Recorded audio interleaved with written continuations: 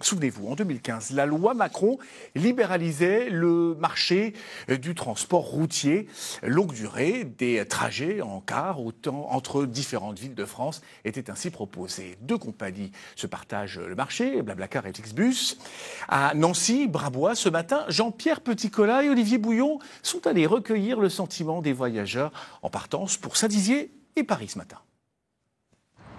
8h45, Nancy, Porte Sainte-Catherine, deux cars se présentent. Un Marco, affrété par Flixbus, et un Blablacar, tous deux vont à Paris. Les voyageurs qui s'apprêtent à prendre la route sont unanimes. S'ils prennent le bus, c'est déjà pour son tarif attractif. C'est le prix qui me convient parfois, et aussi c'est plus de tranquillité. L'économie au niveau temps, argent aussi, parce que le prix, ça défie à peu près toute concurrence quand même. Depuis la libéralisation du marché du bus il y a 10 ans, ceux que l'on a appelés les bus Macron ont transformé la façon de voyager en France pour les jeunes et les moins jeunes, comme Louis. Il est parti de Perpignan, vit à Marseille, Nice, Lyon. Ce matin, il est à Nancy, direction Saint-Dizier. Un joli périple pour moins de 75 €. 2,5 à 3 fois moins cher. Le train pourrait être plus intéressant, il faudrait avoir des abonnements.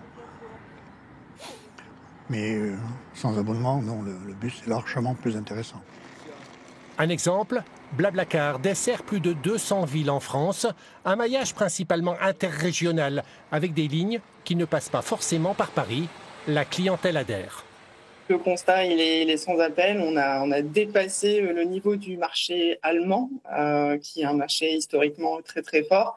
Et l'année dernière, on a transporté 11 millions de passagers rien que sur le territoire français, donc de France à France. Et en comptant les destinations à l'international, on monte à 18 millions de passagers. À Nancy, 90 000 voyageurs ont pris le bus en 2024, les 2 tiers sur la compagnie Flixbus.